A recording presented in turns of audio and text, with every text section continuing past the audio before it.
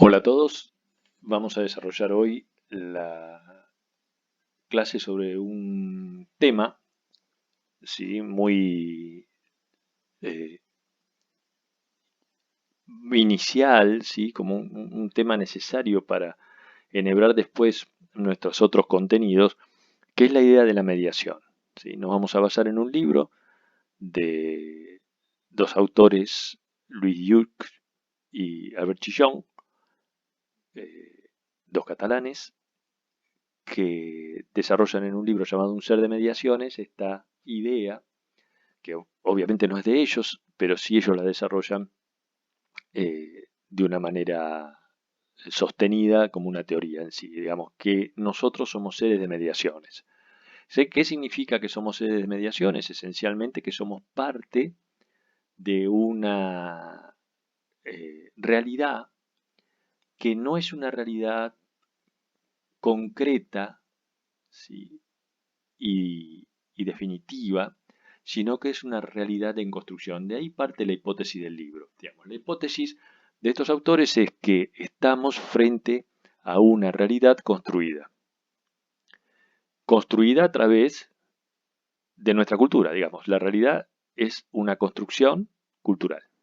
Esa sería la propuesta o la teoría, perdón, la hipótesis sobre lo que van a basar su desarrollo.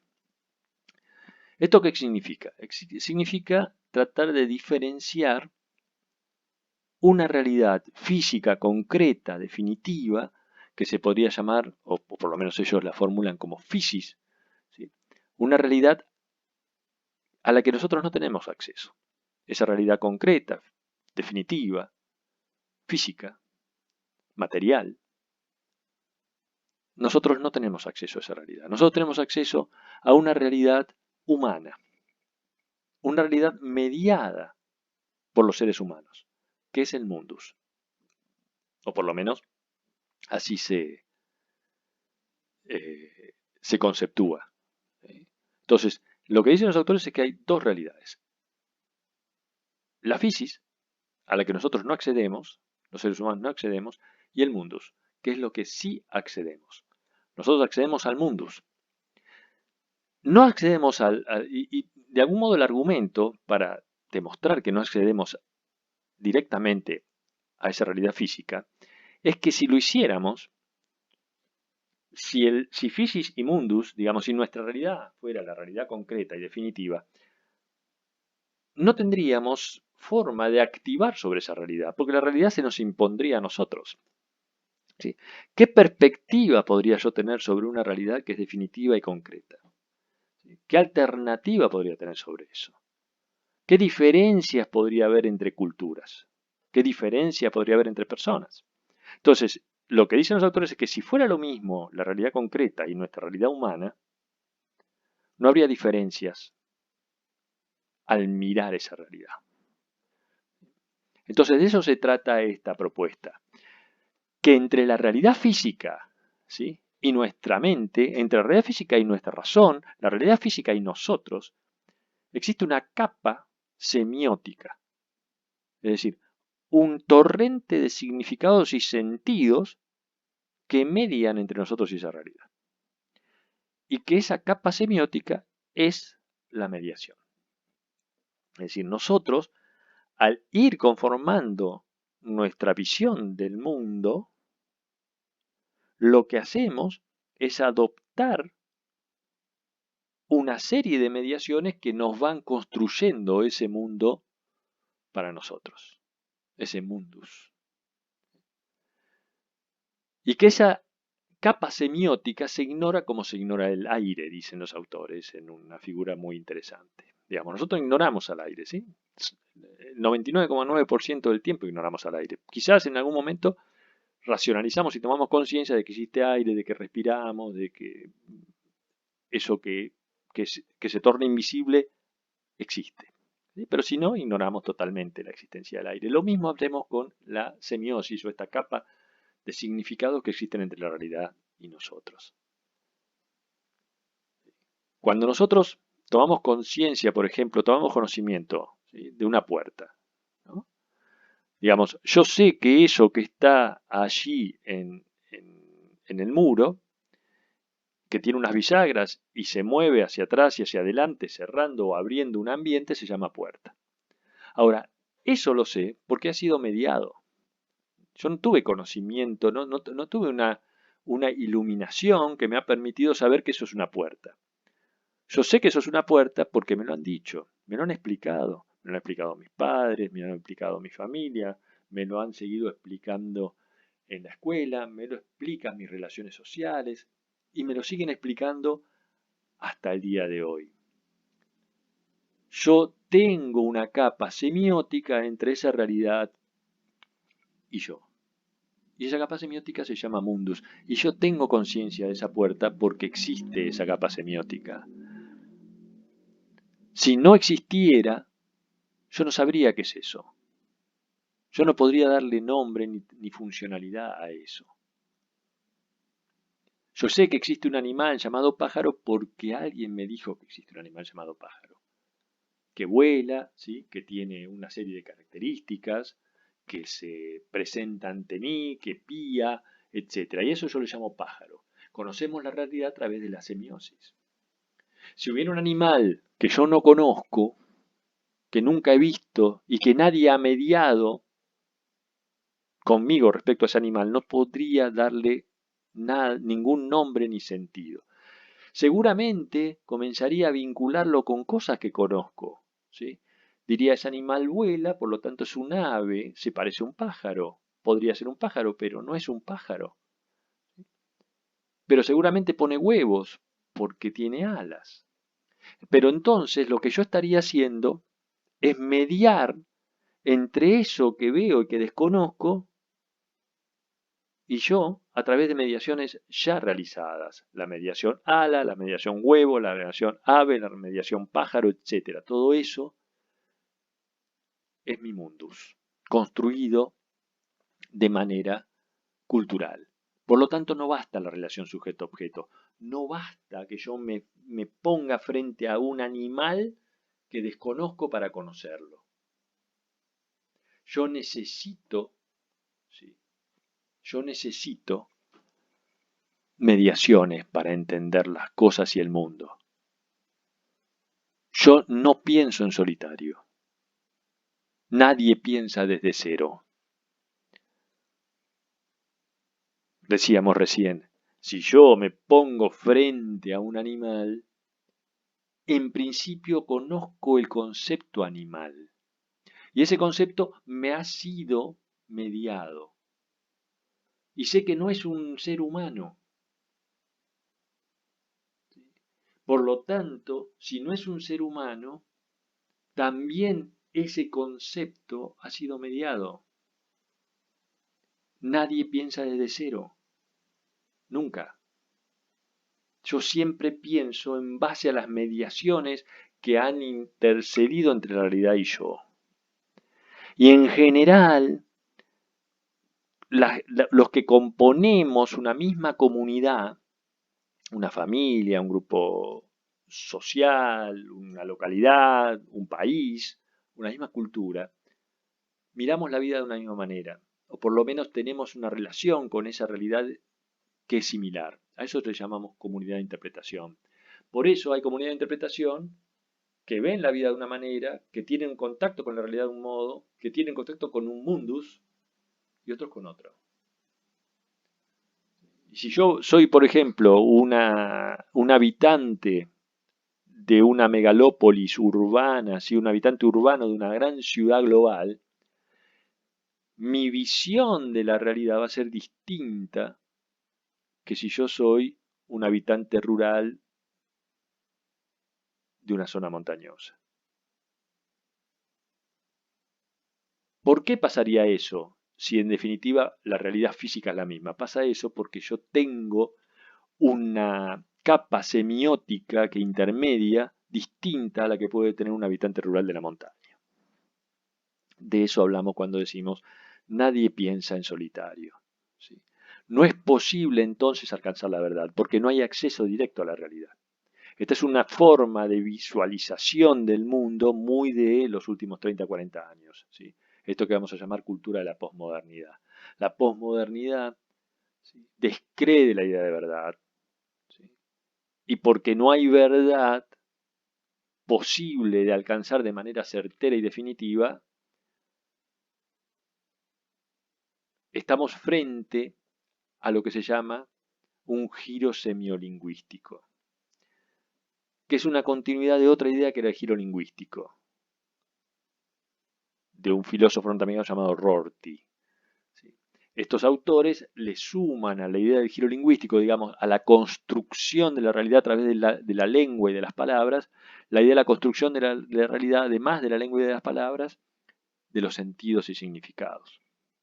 Entonces nuestra realidad está construida en base a estas sumas de palabras y símbolos.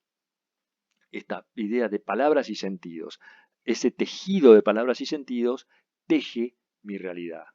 Entonces todo pensamiento se basa en sentimientos, en imágenes y representaciones, no en realidad concreta y definitiva. Yo accedo a las representaciones de conceptos. ¿Sí? Yo accedo a esa puerta, que es una representación de la idea de puerta, del concepto básico y general de puerta. Esto lo ha trabajado otro norteamericano llamado Peirce. Peirce, ¿sí?, trabajó sobre esta idea hace como un siglo, ¿no? Es decir, un adelantado en ese sentido y ha sido rescatado. Por eso Peirce es un semiólogo y filósofo que ha sido rescatado del olvido en los últimos 20, 30 años y se trabaja permanentemente en toda universidad que trabaje el tema de la comunicación, porque precisamente pensaba eso, ¿no? Es decir, trajo a colación esa idea, la idea de que todo es una representación de conceptos a los cuales no accedemos. Lo mismo que los sentimientos. Todas las imágenes, ¿no? Yo veo un barco, ¿sí?, veo un barco y remite para mí a la idea de barco, pero yo no veo al barco, sino yo veo yo lo que veo es la representación de la idea de barco. Y volvemos al punto, yo le doy sentido a ese barco en tanto y en cuanto juegan mis mediaciones. Entonces, si yo soy un habitante de la montaña, mi mediación respecto al concepto de barco va a ser distinta que si yo soy un habitante de la ribera de un río. Entonces, de ahí entonces volvemos a la construcción del mundo y a la idea de que el signo no es la cosa. No, no es la cosa. Mi idea de barco no es el barco. Mi representación del barco no es el barco. Mi sentimiento frente al barco no es el barco. Y yo construyo mi mundo en base a representaciones, imágenes y sentimientos. Por lo tanto, cuando el señor René Descartes decía, pienso, luego existo, en realidad deberíamos hoy agregarle a esa formulación, nunca pienso. Pienso porque otros han pensado y piensan. ¿Sí? Esa sería esencialmente mi idea, ¿no? Es decir, nunca pienso solo. Pienso porque otros han pensado. Porque otros han pensado, Descartes pudo pensar lo que pensó. Y otros han pensado, como Descartes, y yo puedo pensar hoy en lo que pensó Descartes y en lo que piensan mis contemporáneos. Por lo tanto, bien podríamos cambiar el sentido de la frase de Descartes y decir argumento luego existo.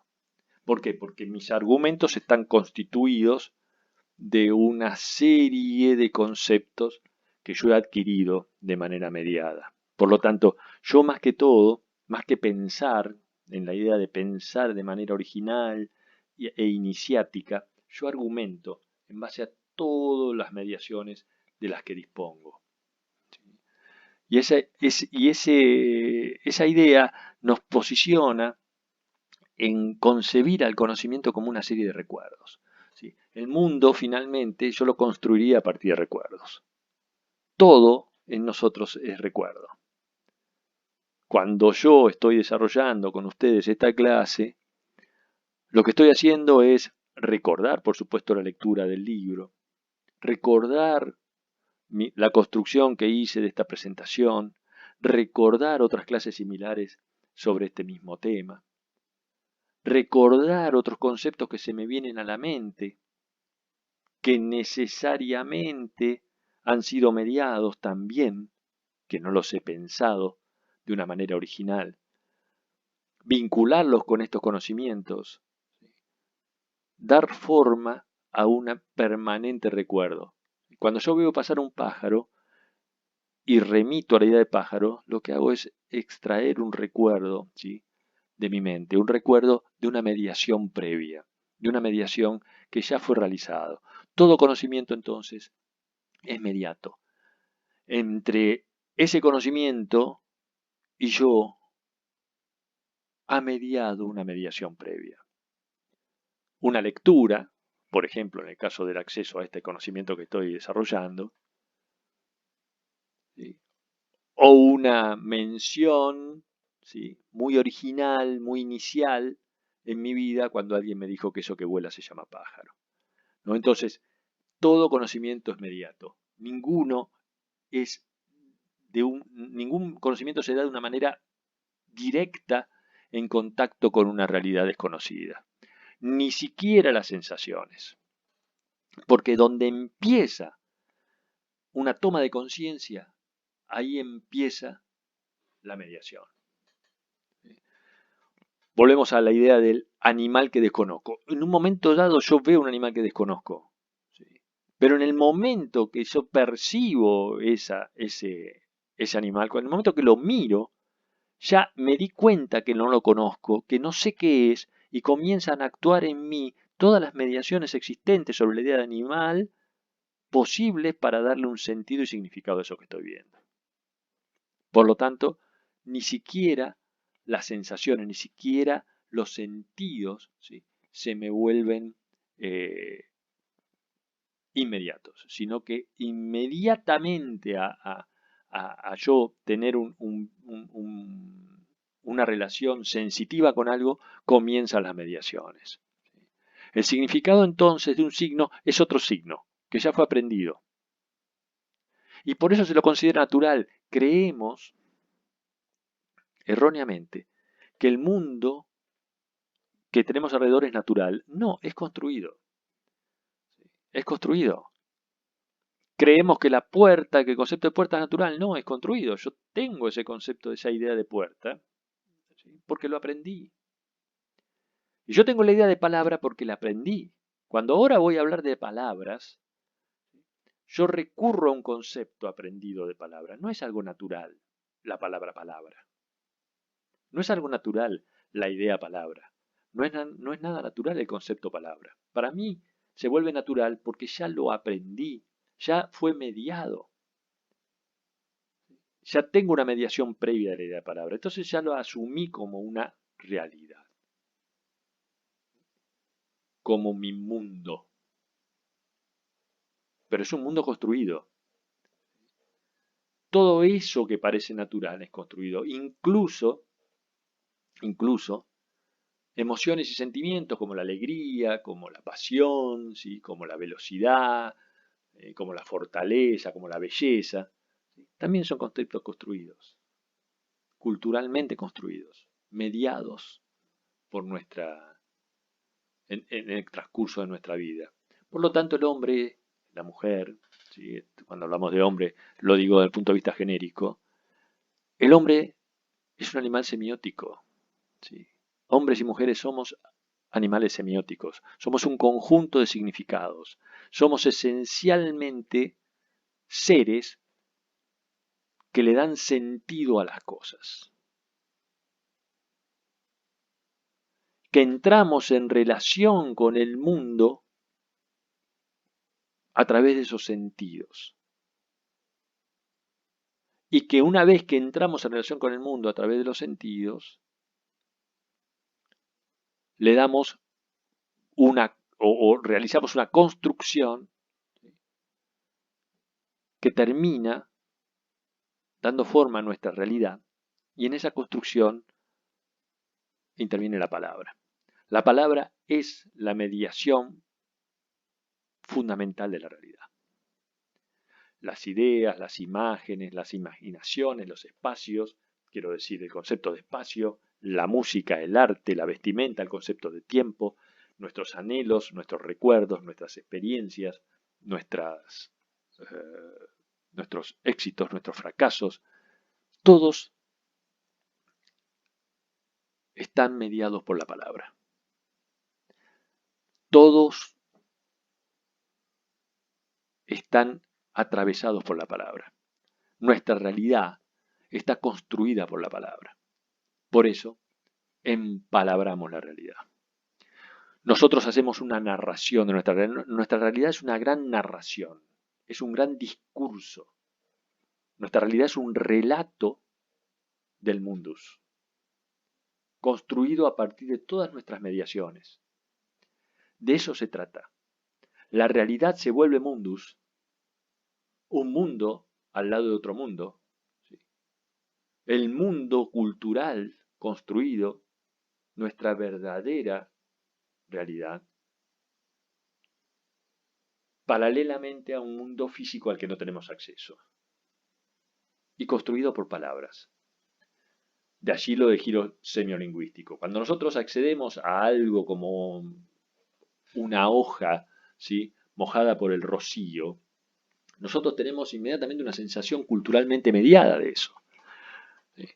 Nos puede remitir a ternura, ¿sí?, a frescura, ¿sí?, a pasión, que se construye en nuestra mente como una imagen, ¿sí?, esa hoja de rocío, esa hoja mojada por el rocío, de naturaleza, por ejemplo, que traducimos en una palabra, ¿sí?,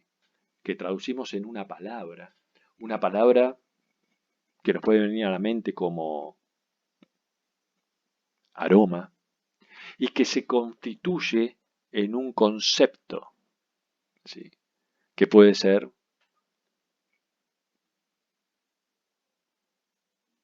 naturaleza. Por lo tanto, la comunicación es la que construye nuestro mundus. La forma de construir el mundo está hecho de palabras, palabras que son parte de nuestra comunicación. Y eso es lo que termina generando lo que se llama el imaginario, ¿sí? El imaginario es precisamente esa perspectiva del mundo que tiene una comunidad, que está caracterizada por una serie de aspectos que hacen a la perspectiva, digamos, a la mirada que tiene sobre el mundo, a la construcción del mundo de una comunidad. Su religión, su moral, su sistema político, su concepción del tiempo, su relación con el espacio, sus ritos, sus magias, sus prohibiciones, sus conocimientos, sus artes, sus experiencias, su historia, su lengua, etcétera, etcétera, ¿sí? Y ese imaginario está vinculado precisamente con la construcción mediada de esa realidad. Fíjense, por ejemplo, la idea del espacio, la concepción del espacio geográfico antes y después de la pandemia. Indudablemente la mediación de la pandemia, ¿sí?, la mediación que ejerce este extraordinario y sustancial acontecimiento en el planeta hace que la concepción del espacio geográfico haya cambiado, sin ninguna duda. Después de la pandemia, la concepción del espacio global es absolutamente distinta, porque hoy concebimos y tenemos en claro que estamos viviendo en un espacio geográfico global muy pequeño, ¿sí? Muy pequeño. ¿Por qué? Porque algo extraordinariamente novedoso para nosotros, para nuestras generaciones, atravesó todo el planeta en cuestión de días. Por lo tanto, eso es lo que va dando forma a nuestra realidad.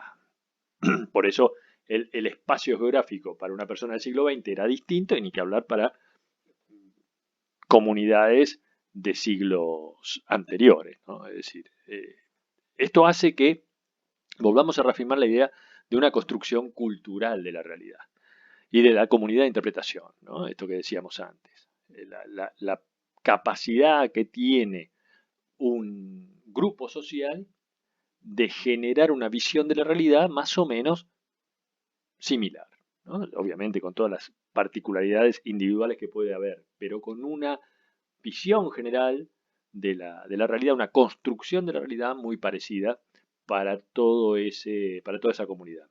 Cuando nosotros interpretamos las cosas, las interpretamos en base a ese sustrato realidad, ese mundus que hace a nuestra cultura. Entonces, cuando nosotros, por ejemplo, como sociedad, ¿sí? interpretamos una crisis, por ejemplo, indudablemente nuestra interpretación de la crisis ha de ser totalmente distinta a la interpretación de la crisis que puede tener, no sé, una sociedad finlandesa, ¿no? En tanto y en cuanto las vicisitudes propias de nuestra cultura han de ser absolutamente distintas a de la cultura finlandesa. En tanto y en cuanto las mediaciones que han hecho nuestra historia son distintas, ¿no? Entonces ahí tenemos esta, este, este esquema teórico que relaciona la mediación, la cultura y la interpretación de la realidad. Quizás quien se haya adelantado sustancialmente a su tiempo y en base a esta frase de Friedrich Nietzsche, del hablamos, de que no existen hechos, solo interpretaciones, es donde ronda esta idea del giro lingüístico, ¿no? Es decir, la idea de que ese physis, hechos, está muy lejano a nosotros y que solo existe un mundus, ¿sí? Esas mediaciones de palabras y de comunicación, de sentido y significado, que son las interpretaciones. Asumimos, entonces, que nosotros tenemos una realidad constituida por ciertas ficciones reguladoras. ¿Qué son las ficciones reguladoras? Son construcciones culturales, conceptualmente hablando, construcciones culturales, que al ser aceptadas por el conjunto de la sociedad regula su funcionamiento y que se asumen como verdad. La nacionalidad, la pertenencia a la patria, por ejemplo, o la democracia. ¿Sí? En Occidente, la democracia actúa como una ficción reguladora, quiero decir, una construcción social y cultural e histórica en la que una comunidad se da una forma de relación y vínculos de poder en el que se acepta que existe una mayoría que determina, ¿sí?, el ejercicio del poder y ciertos respetos de derechos o respeto de ciertos derechos dentro de esa construcción política. Eso llamado democracia. Y eso se asume como una verdad. Pero no deja de ser una construcción, por supuesto, porque la democracia es una construcción relativamente reciente como concepto. Y es asumida básicamente en Occidente. Por lo tanto, podremos decir que toda dicción, toda formulación, toda narración es una ficción. Todo relato es una ficción. Y vivimos dentro de un relato de una narración. Ahora, no existe la ficción, entonces. No hay ficción, entonces. Porque si todo es ficción, no hay ficción, claramente, ¿no? Es decir, si no podemos dividir entre realidad y ficción, no existiría ni la realidad ni la ficción. Pero bueno, no es tan así. ¿Sí? Existe una ficción. Podríamos decir que esta construcción, ¿sí?, este pacto de veracidad que existe en la comunidad de interpretación sobre ciertas cosas, ¿sí?, sobre ciertos respetos de ciertas construcciones que hacen a nuestra realidad, son hechos en sí. Por eso lo de dicción facticia, ¿no? Se constituyen en hechos, entre comillas, reales. Y por otra parte hay situaciones ficticias que claramente parecen realidad pero no lo son, que es por ejemplo el arte. ¿Sí? Entonces nosotros sabemos que una película está compuesta por actores, personajes, eh, guiones, ¿sí? Cierto límite de tiempo, una historia, pero suspendemos allí nuestra incredulidad para creer en eso. Cuando uno pone una película no piensa en todo eso. Cuando uno pone una película, en ese momento suspende su incredulidad y comienza a creer que eso que está viendo en la pantalla es real. Entonces, efectivamente, sí existen formas de ficción, ¿sí? Que superan, ¿sí?, a este marco de construcción de nuestra realidad. Un factor que ha estado presente en toda la historia de la humanidad es el mito, ¿sí? Esa mezcla de leyendas, tradiciones y cuentos. Y en el mito, ¿sí?, y en el mito, que son esos relatos normalmente relacionados con el origen y con el destino, existe una doble capa. Una capa interna en la que para todos es la misma, ¿sí?, en la que se coincide, para todos digo, todos los grupos humanos, y una capa externa que es un relato según el mundus. Entonces, todas las sociedades tienen un mito de origen gestado por eh, el nacimiento, ¿sí? Toda sociedad, por ejemplo, tiene un mito de origen, un punto de nacimiento de esa sociedad. No es una derivación casual, sino que hay algo que la gesta, ¿no? El mito de origen de nuestra historia nacional, por ejemplo, es Mayo, el 25 de mayo de 1810, que difiere de otras circunstancias, por eso no es el 9 de julio de 1816, el 25 de mayo de 1810. No vamos a ir a hacer una disquisición histórica, no viene al caso, pero es nuestro mito de origen. Y hay otro mito de origen, por ejemplo, cuando vemos, no sé, la historia norteamericana, su mito de origen es el Mayflower, ¿sí? Es decir, la llegada de esos pioneros y su salvación el Día de Acción de Gracias. El mito de origen de la sociedad norteamericana, que es muy anterior a la independencia de Estados Unidos. O Juana de Arco, ¿sí?, como una especie de mito de origen de la nacionalidad francesa. Entonces, todas las sociedades tienen un mito de origen, una capa interna similar. Ahora la capa externa cambia según el mundo, según la interpretación de la realidad. Lo mismo pasa, qué sé yo, con el diluvio universal, ¿sí? Un gran castigo de carácter mítico. Todas las sociedades, occidentales, orientales, asiáticas, tienen esas características, tienen un mito de esas características.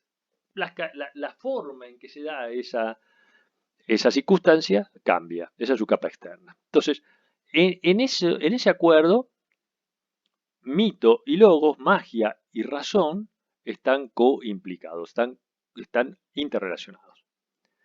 Logos es una palabra muy interesante porque es una palabra griega que al mismo tiempo designa a la razón y a la palabra, ¿no? Muy occidental en ese sentido, ¿no? Estamos diciendo que el mundus, la realidad, se construye a través de palabras y también a través de la razón. Por eso, ¿sí?, ese mito, que ese relato, como decíamos, del origen y los fines, en Occidente quedó a la sombra del logos, a la sombra de la razón. La razón superó, ¿sí?, en Occidente, sobre todo a partir de la cultura de la modernidad, siglo XV en adelante, ¿sí?, Occidente logra privilegiar el logos, la palabra y la razón sobre el mito. Y ahí construye, ¿sí?, su realidad por encima de la magia y sobre encima de la imagen, magia-imagen, ¿sí? Este concepto, ¿sí?, conceptualmente la palabra imagen está relacionada con la palabra magia, imago, ¿sí? Imago es la raíz de donde aparece la palabra imagen, ¿sí? Imago es también la misma raíz de la palabra magia, ¿sí? Y la imagen, que fue antiquísimamente el modo de expresión, de comunicación original y primigenio, recuerden ustedes las las cuevas, ¿sí? Donde vivían nuestros antepasados, ¿sí?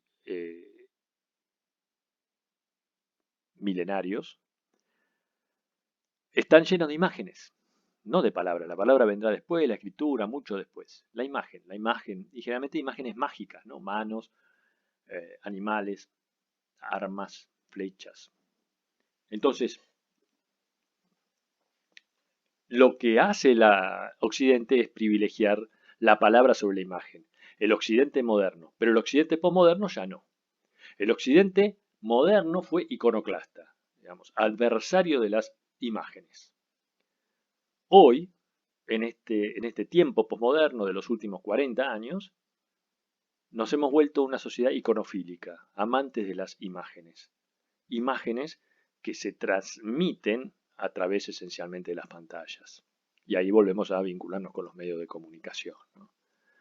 Es decir, el mito, estas imágenes, pasan a recalar en los medios de comunicación. En los medios de comunicación lo que hacen es reproducir mito, ¿sí? Reproducir mito, sus historias, las historias de las series, las historias de las películas, las historias, las narraciones suelen ser repeticiones de narraciones míticas. De ese mismo sustrato que cambia con el mundus y la forma de expresión. Y de ese modo, los medios comienzan a interactuar de manera dialéctica con las audiencias y sus mediaciones. Digamos, los medios y sus audiencias. Ahora, las audiencias no están desnudas frente a esos medios, están mediadas. Entonces, las audiencias tienen experiencias, tienen conocimientos, tienen percepciones, tienen análisis, tienen creencias, ¿sí? Tienen historias, tienen deseos, tienen apetencias, tienen mediaciones. Y esas mediaciones se ponen en juego a la hora de establecer vínculos con los medios. Por lo tanto, cuando hablamos de mediaciones, no hablamos de medios de comunicación exactamente. Sí hablamos también de medios de comunicación. Pero los medios no son las únicas mediaciones, son unas de tantas mediaciones. Por lo tanto, estamos frente, como decíamos antes, a un mundus que hoy se construye a través de la pantalla. Lo que los autores llaman la pantallización de la vida. Lo que Jean Baudrillard llamaba la pantalla total, ¿no? Es decir, la idea de un mundo, un mundus, una realidad que se ve a través de las pantallas. De ahí la importancia de los medios, que son los que hoy difunden y recrean los imaginarios de una sociedad, que son los que son a través de los cuales esos imaginarios se transmiten, se fortalecen o se modifican. Pero esta idea de que finalmente el mundus de nuestro siglo XXI atraviesa las pantallas es la que justifica esta charla que hemos tenido sobre las mediaciones y las personas, los seres humanos como seres de mediaciones. Era necesario para tener en cuenta entonces desde qué punto arrancar a la hora de analizar los medios de comunicación y su lenguaje. Muy bien, nos vemos entonces en el curso y les agradezco la atención. Muchas gracias.